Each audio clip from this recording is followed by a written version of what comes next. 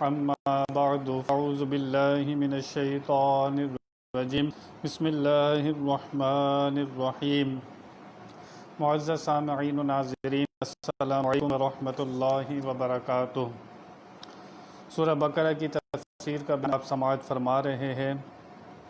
گزشتہ آیت میں آپ نے سنا کہ حضرت ابراہیم علیہ السلام نے اور حضرت یعقوب علیہ السلام نے اپنے بیٹوں کو یہ وصیت کی کہ میرے بعد اللہ تعالیٰ نے دین اسلام تمہارے لیے چن لیا ہے، تم ہرگز نہ مرنا مگر مسلمان، اس کے اوپر قائم رہنے کی وصیت فرمائی۔ آج جو آیہ مبارکہ ہے اس میں حضرت یعقوب علیہ السلام کی وصیت کا ذکر ہے۔ اہل یہود، اہل کتاب یہ کہتے تھے کہ حضرت یعقوب علیہ السلام جب دنیا سے پردہ فرمانے لگے تو انہوں نے اپنی اولاد کو وصیت کی کہ موسیٰ علیہ السلام کے دین پر قائم رہنا، یہی دین حق ہے، اس پر قائم رہنا، اس کے علاوہ کسی پر قائم نہیں رہنا۔ اہل یہود، اہل کتاب کا یہ طریقہ تھا، وہ لوگ الٹی سیدھی باتیں کرتے تھے اور اپنے پاس سے باتیں گڑھ لیتے تھے اور اس کی نسبت انبیاء کرام کی طرف کرتے تھے۔ یہ جھوٹ بولنا، یہ باتیں گول مول کرنا اور نبیوں پر جھوٹ باندھنا، اہل کتاب اس کے اوپر ایک کوئی مذاق بنا لیا تھا کہ اس طرح کی الٹی سیدھی باتیں یہ کرتے رہتے تھے۔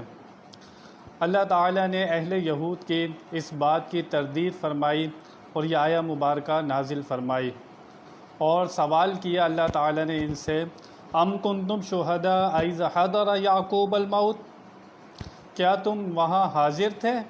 اللہ فرما رہا ہے یہ جو تم باتیں کر رہے ہو کہ یعقوب علیہ السلام اپنے بیٹوں کو وصیت کر گئے تھے کہ موسیٰ علیہ السلام کے دین کو سچا اور حق مارنا، اس کی پیروی کرنا اور کسی کے نہیں کرنا۔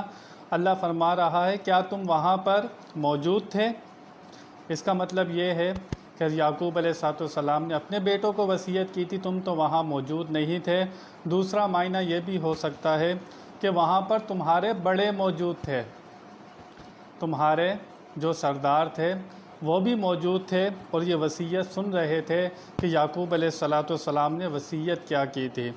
اذ حضر یعقوب الموت، جب ان کی وصال کا وقت قریب آیا تو انہوں نے ارشاد فرمایا، اذ قال لبنیہ ما تعبدون من بعدی، اور جب فرمایا اپنے بیٹوں سے یعقوب علیہ السلام نے، ما تعبدون من بعدی، تم میرے بعد کس کی عبادت کرو گے؟ یعقوب علیہ السلام اپنے بیٹوں سے پوچھ رہے ہیں تم میں کس کی عبادت کرو گے جب میں دنیا سے پردہ فرما جاؤں گا؟ اب یعقوب علیہ السلام کے بیٹوں کا جواب سنیے۔ انہوں نے یہ نہیں کہا کہ ہم صرف موسیٰ علیہ السلام کے دین پر رہیں گے، وہی سچے اور حق ہوں گے، ایسی بات نہیں ہے۔ جو جواب دیا اللہ تعالیٰ قرآن پاک میں ان کے جواب کو نقل فرماتا ہے۔ یعقوب علیہ السلام کے بیٹوں نے جو جواب دیا سماعت فرمائے۔ انہوں نے کہا قالوا نعبد الہک، انہوں نے کہا ہم عبادت کریں گے الہک، آپ کے معبود کی۔ یعقوب علیہ السلام کس کی عبادت کرتے تھے؟ اللہ تعالیٰ کی۔ ہم آپ کے معبود کی عبادت کریں گے، وَإِلَٰهَ آبَائِكَ، اور آپ اپنے باپ داداؤں کے، اور ہمارے باپ دادا جس رب کی عبادت کرتے تھے، جس معبود کی عبادت کرتے تھے، ہم انہی کی عبادت کریں گے۔ چنانچہ انہوں نے نام بھی لیے، ابراہیم و اسماعیل و اسحاق الہا واحدا، ابراہیم علیہ السلام کے معبود کی، اسماعیل علیہ السلام کے معبود کی، اسحاق علیہ السلام کے معبود کی۔ اسحاق علیہ السلام والد ہیں یعقوب علیہ السلام کے، اور ابراہیم علیہ السلام والد ہیں اسحاق علیہ السلام کے، اور حضرت اسماعیل علیہ السلام یہ حضرت ہاجرہ کی اولاد ہیں اور بیٹے ہیں حضرت ابراہیم علیہ السلام کے۔ لیکن حضرت اسحاق علیہ السلام سارہ جو حضرت ابراہیم علیہ السلام کی بیوی ہیں یہ ان سے تھے، اور اسماعیل علیہ السلام حضرت ہاجرہ سے تھے۔ الہ واحدہ، ایک معبود کی۔ کوئی یہ نہ سمجھے کہ ابراہیم علیہ السلام کے معبود الگ تھا، اسحاق علیہ السلام کا الگ تھا، ایسی بات نہیں ہے۔ ہم ایک اللہ کی، ایک معبود کی عبادت کریں گے۔ وَنَحْنُ لَهُ مُسْلِمُونَ، اور ہم اس کے لیے ہیں فرما بردار، اطاعت کرنے والے۔ حضرت یعقوب علیہ السلام نے اپنے بیٹوں سے وصیت فرمائی۔ یہاں پر اہل یہود جو جھوٹ باندھ رہے تھے یعقوب علیہ السلام پر، اللہ تعالیٰ نے ان کے جھوٹ کی تردید فرمائی اور فرمایا کہ ان کے بیٹوں نے کیا جواب دیا تھا۔ وہ ابراہیم علیہ السلام کے بھی ماننے والے تھے، وہ اسماعیل علیہ السلام کے بھی ماننے والے تھے، وہ اسحاق علیہ السلام کے بھی ماننے والے تھے، اور انہوں نے یہی کہا تھا کہ ہم اسی دین کی پیروی کریں گے جو دین ابراہیمی ہے، ہم اس کے ماننے والے ہیں۔ اہل یہود الٹی سیدھی باتیں کیا کرتے تھے۔ اللہ تعالیٰ نے جو حضور اکرم صلی اللہ تعالی وسلم کے سامنے اہل یہود تھے جو صرف موسیٰ علیہ السلام کے دین کو سچا اور حق مانتے تھے، اس کے علاوہ کسی دین کو نہیں مانتے تھے، تو اللہ تعالیٰ نے قرآن پاک میں ذکر فرمایا اور یہ فرما دیا کہ جو حضرت ابراہیم علیہ السلام کو ماننے کا دعویٰ کرتا ہے اور آخری نبی محمد رسول اللہ صلی اللہ علیہ وسلم کا کلمہ نہیں پڑھتا، جو موسیٰ علیہ السلام کا ماننے کا دعویٰ کرتا ہے، عیسیٰ علیہ السلام کے ماننے کا دعویٰ کرتا ہے، اس نے آخری نبی محمد رسول اللہ صلی اللہ علیہ وسلم کا زمانہ پا لیا اور زمانہ پا کر کلمہ نہیں پڑھتا تو اس کا ایمان قابل قبول نہیں ہو سکتا۔ یہاں پر یعقوب علیہ السلام نے پابندی سے کہا کہ تم کس کی عبادت کرو گے۔ یہاں سے پتہ لگا کہ ایمان والے کو، مسلمان کو ہمیشہ عبادت کرتے رہنا چاہیے۔ ایسا نہیں ہے کہ کبھی مشکل پڑ گئی، پریشانی آ گئی تو نماز پڑھنا شروع کر دی، اور جیسے ہی مشکل پریشانی ختم ہوئی تو کون سی نماز اور کون سا رب، ایسا نہیں ہونا چاہیے۔ کہ یہ منافقت کہلاتی ہے کہ بندے کو جب مطلب ہو، پریشانی ہو تو اس کی طرف توجہ کرے، اور جب پریشانی اور مطلب ختم ہو جائے تو کون اور میں کون، ایسا نہیں ہے۔ ہمیشہ عبادت پر قائم رہنا یہی سب سے بڑی کامیابی ہے، اور وہی شخص کامیاب ہوتا ہے جو ہمیشہ عبادت کرتا رہتا ہے۔ ایسا نہیں کبھی جمعہ پڑھ لیا، کبھی 2 جمعے نہیں پڑھے، کبھی 1 نماز پڑھی، 4 نمازوں کا نہیں پتہ، کبھی 6 مہینے میں نماز پڑھی، سال میں نماز پڑھی، ایسا نہیں ہے۔ جو مومن ہوتا ہے، اللہ کو ماننے والا ہوتا ہے، اللہ سے محبت کا دعویٰ کرتا ہے، وہ ہمیشہ عبادت پر قائم رہتا ہے۔ اور اللہ تعالیٰ یہی قرآن پاک میں ارشاد فرماتا ہے وَمَا خَلَقْتُ الْجِنَّ وَالْإِنسَ إِلَّا لِيَعْبُدُونَ، اور ہم نے جنوں اور انسانوں کو اپنی عبادت کے لیے پیدا کیا۔ جہاں پر اللہ تعالیٰ نے واضح فرما دیا کہ انسان کو پیدا کیوں کیا ہے، کھانے پینے کے لیے یا صرف شادی کرنے کے لیے، صرف مکان بنانے کے لیے، صرف نوکری کرنے کے لیے نہیں۔ قرآن مقصد حیات بتا رہا ہے کہ بندے کا مقصد کیا ہے، ہمیشہ عبادت کرتے رہنا یہی سب سے بڑی کامیابی ہے۔ ہمیں بظاہر مشکلات، تکلیفیں آتی رہیں، لوگ کہتے ہیں کہ ہم نماز پڑھتے ہیں، روزہ رکھتے ہیں، صدقہ کرتے ہیں، زکوٰۃ دیتے ہیں، لیکن پھر بھی ہم مصیبتوں اور پریشانیوں میں مبتلا رہتے ہیں۔ اور کچھ لوگ ہیں جو سود کا کاروبار کرتے ہیں، وہ عبادت نہیں کرتے، چوری بھی کر لیتے ہیں اور عبادت نہیں کرتے، اللہ کو نہیں مانتے ہیں، مسلمان، لیکن وہ لوگ بڑے مزے میں ہیں، لیکن وہ عبادت نہیں کرتے۔ ایسی باتیں جو لوگ کرتے ہیں انہوں نے دین کو صحیح سمجھا نہیں۔ انسان پر جو پریشانیاں آتی ہیں، کبھی اس کی آزمائش ہوتی ہے، کبھی انسان کے گناہوں کی پکڑ ہوتی ہے، اور کبھی آخرت میں جنت میں اس کا درجہ بہت بلند ہوتا ہے، لیکن وہ ایسی نیکیاں نہیں کر رہا ہوتا کہ وہ اس درجے کو پا سکے۔ اللہ تعالیٰ دنیا میں اس کو مصیبتوں میں مبتلا کر کے اور وہاں پر اس کا دنیا میں بدل ہو جاتا ہے، وہ دنیا میں پریشانی اور مشکلوں میں وقت گزارتا ہے، اللہ تعالیٰ اس مشکل میں وقت گزارنے کی وجہ سے اس کے درجے بڑھا دیتا ہے، اور جنت میں جو اس کو مقام ملنا ہوتا ہے وہ اس کی پریشانی کے سبب اس کو مل جاتا ہے۔ تو دین اسلام کا مزاج یہ نہیں ہے کہ تم عبادت کرو گے تو تمہیں پریشانی نہیں آئے گی، بلکہ عبادت کرو گے تو کیا ہوگا، تمہارے دل میں اللہ سے محبت پیدا ہوگی، تمہارے دل میں صبر پیدا ہو جائے گا، یقین پیدا ہو جائے گا، پھر پریشانیوں اور مصیبتوں کے جتنے مرضی پہاڑ تم پر گر جائیں تمہارے قدم نہیں ہلیں گے، تمہاری زبان پر کبھی شکوہ شکایت نہیں آئے گا۔ اللہ تعالیٰ کے سب سے زیادہ نزدیک انبیاء کرام ہوتے ہیں، صحابہ کرام ہوتے ہیں، حضور کے اہل بیت اللہ تعالیٰ سے سب سے زیادہ قریب، اور سب سے زیادہ پریشانیاں کن پر آئیں؟ صحابہ کرام کے حالات آپ پڑھیں، انبیاء کرام کے حالات پڑھیں، کتنی تکلیفوں سے اللہ تعالیٰ نے ان کو گزارا اور ان پر آزمائش ہوئی، حالانکہ وہ سب سے زیادہ اللہ کے قریب ہوتے ہیں۔ تو جو لوگ اس پیمانے سے ناپتے ہیں کہ ہم عبادت کریں تو ہم پر پریشانی نہیں آئے، وہ لوگ دین اسلام کو صحیح طرح سمجھتے نہیں ہیں، بلکہ اللہ تعالیٰ جس کو ڈھیل دیتا ہے اس سے زیادہ تو بری کوئی چیز نہیں ہے کہ انسان گناہ کرتا رہے، نہ اس کو کبھی سجدے کی توفیق ملے، نہ اس کو کبھی توبہ کی توفیق ملے، تو پھر اس سے بڑا عذاب کون سا ہے؟ اللہ تعالیٰ جب کسی سے ناراض ہوتا ہے تو اس سے روٹی نہیں چھینتا، اس سے دنیا کی کوئی نعمت نہیں چھینتا، اللہ تعالیٰ اس سے سجدے کی توفیق چھین لیتا ہے، اور اس سے جو نیکی کے کام وہ کرتا ہے اللہ تعالیٰ نیکی کے کاموں کی توفیق اس سے چھین لیتا ہے۔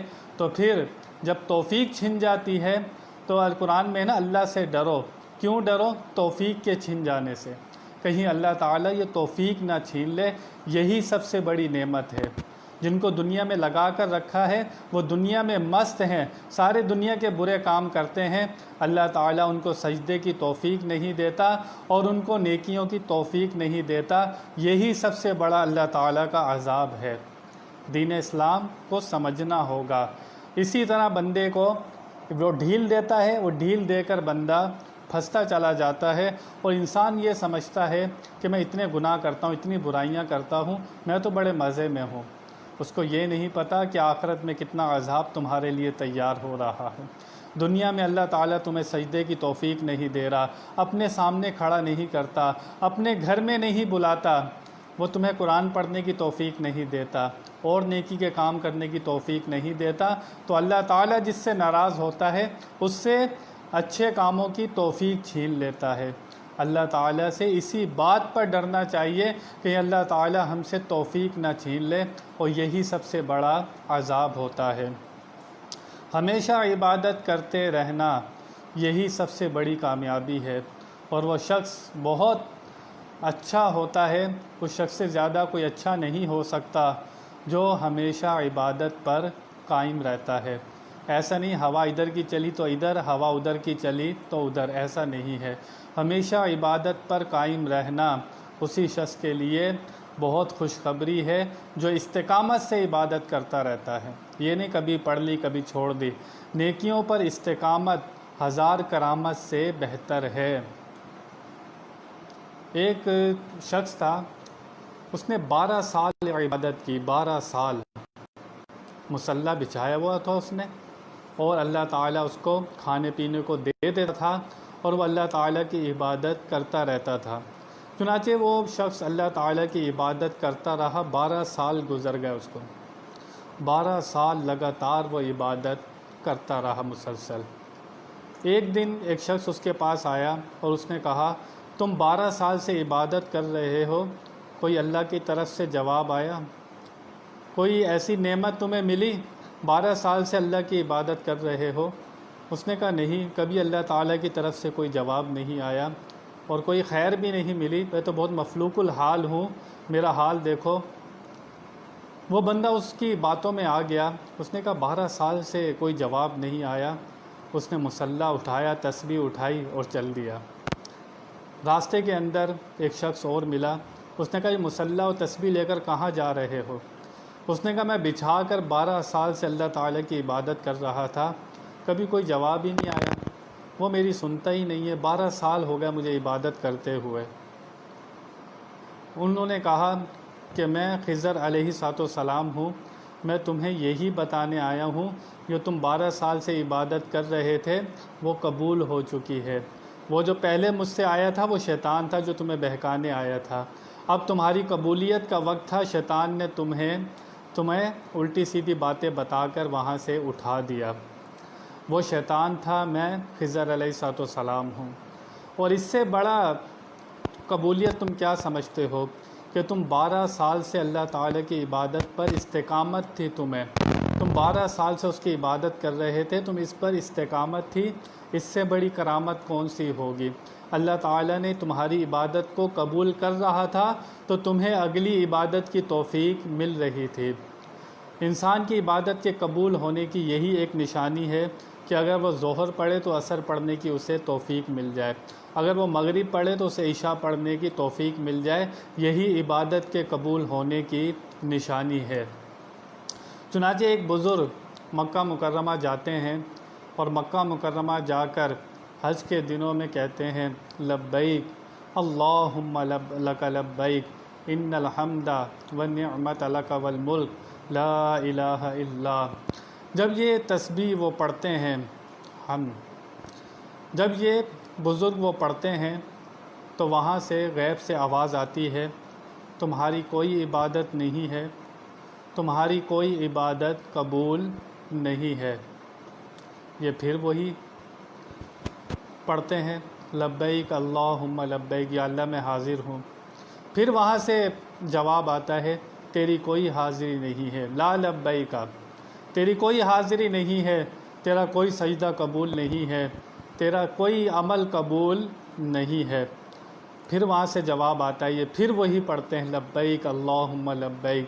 برابر میں ایک شخص کھڑا تھا، اس نے کہا جب غیب سے آواز آ رہی ہے تمہاری کوئی عبادت قبول نہیں ہے، تمہارا کوئی عمل قبول نہیں ہے، پھر بھی تم اسی کو پکارے جا رہے ہو۔ ان بزرگوں نے کہا یہ بتا پھر اس کا در چھوڑ کر جاؤں کہاں؟ پھر مجھے یہ بتا دے کہ پھر کون سا در ہے، کون سا کوئی دوسرا رب ہے جس کے دروازے پر میں چلے جاؤں اور وہ میری دستگیری کرے، مجھے ہدایت دے، مجھے توفیق دے، کوئی دوسرا دروازہ تو بتا دے، اس دروازے کو چھوڑ کر میں کہاں جاؤں؟ وہ قبول کرے یا نہ کرے، وہ اس کو اپنے لائق سمجھے یا نہیں سمجھے، مجھے تو بس اس کا نام لیتے رہنا ہے۔ ان بزرگوں کے منہ سے نکلا، وہاں غیب سے آواز آئی تیری حاضری بھی قبول ہے، تیری ساری نیکیاں قبول ہیں۔ تو 70 سال سے آواز آ رہی تھی تیرا کوئی عمل قبول نہیں ہے، لیکن وہ پھر بھی اللہ تعالیٰ کو پکارے جا رہے تھے۔ ہمارے لیے بہت بڑا اس میں پیغام ہے کہ عبادت پر ہمیشہ قائم رہنا، یہ نہیں تھوڑی سی مصیبت آ گئی تو نماز چھوڑ دی، تھوڑی سی تکلیف آ گئی تو پھر روزے چھوڑ دیے اور اس کی طرف سے منہ پھیر لیا۔ انسان منہ پھیر کر جائے گا تو جائے گا کہاں؟ ایک اللہ تعالیٰ کی خواہش ہوتی ہے، ایک بندے کی خواہش ہوتی ہے۔ بندہ یہ چاہتا ہے یہ کام ہو جائے، وہ کام ہو جائے، میری زندگی اس طرح گزرے، لیکن اللہ تعالیٰ تمہاری خواہش پر اتنا تمہیں تھکا دیتا ہے، آخر کار بندہ اللہ تعالیٰ کی خواہش پر آ جاتا ہے۔ جب اتنا تھکنے کے بعد بھی بندے نے اللہ کی خواہش پر ہی آنا ہے تو پہلے ہی کیوں نہ آ جائے، پہلے ہی اس کی رضا پر راضی کیوں نہ ہو جائے۔ تو سمجھدار انسان وہ ہوتا ہے جو ان باتوں کو سمجھ لیتا ہے، جو اتنا تھک ہار کر میں پھر اللہ تعالیٰ کی طرف آؤں گا تو میں پہلے کیوں نہ آ جاؤں، پھر کفن میں منہ چھپا کر بھی مجھے اسی کے پاس جانا ہے، میں کھلے منہ مسجد میں کیوں نہ چلے جاؤں، میں کھلے منہ مصلی بچھا کر اس کے سامنے کھڑا کیوں نہ ہو جاؤں، جب مجھے بعد میں بھی اسی کی طرف جانا ہے۔ میں مسلمان ہوں، میں ایمان لایا ہوں اللہ پر، اچھی بری تقدیر پر ایمان لایا ہوں، تو پھر میرا ایمان کیسا ہے کہ پھر مجھے میرا ایمان یہ سکھا ہی نہیں رہا کہ مجھے اللہ کی رضا پر راضی رہنا ہے، مجھے اس کو اپنی رضا پر نہیں لانا۔ تو یعقوب علیہ السلام نے اپنے بیٹوں کو نصیحت کی، وصیت کی کہ تم میرے بعد کس کی عبادت کرو گے؟ انہوں نے کہا کہ ہم اسی کی عبادت کریں گے جس کی عبادت ابراہیم علیہ السلام کیا کرتے تھے، جس کی عبادت آپ کیا کرتے تھے، جس کی عبادت اسماعیل علیہ السلام کیا کرتے تھے، جس کی عبادت اسحاق علیہ السلام کیا کرتے تھے۔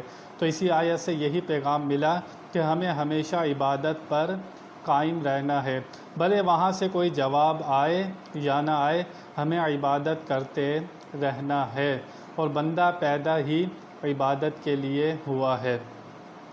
یہاں پر اسماعیل علیہ السلام کو بھی پہلے قانون یہ تھا قرآن پاک میں کہ اب کا لفظ چچا کے لیے بھی آیا ہے۔ اب کا لفظ ابا کا کہتے ہیں، ابو کہتے ہیں، یہ لفظ جو ہے چچا کے لیے بھی قرآن میں بولا گیا ہے۔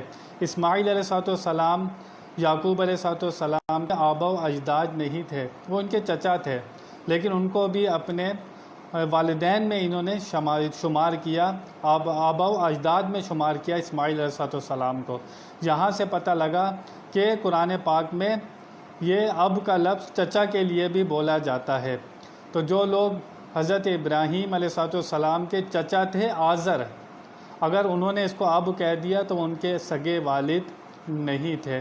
اب کا لفظ چچا کے لیے بھی بولا جاتا ہے۔ حضرت ابراہیم علیہ السلام کے والد کا نام تھا طارق۔ حضرت ابراہیم علیہ السلام کے والد کبھی بھی مشرک نہیں تھے، حضرت طارق ایمان والے تھے، اور وہ جو ان کے چچا تھے وہ آزر تھے، وہ مشرک تھے۔ تو اب کا لفظ چچا کے لیے بھی بولا جاتا ہے، کوئی یہ نہ کہے کہ حضرت ابراہیم علیہ السلام کے والدین مشرک تھے، ایسا نہیں ہے۔ ان کے والد کا نام حضرت طارق تھا، حضرت ابراہیم علیہ السلام کے والد، اور چچا تھے آزر۔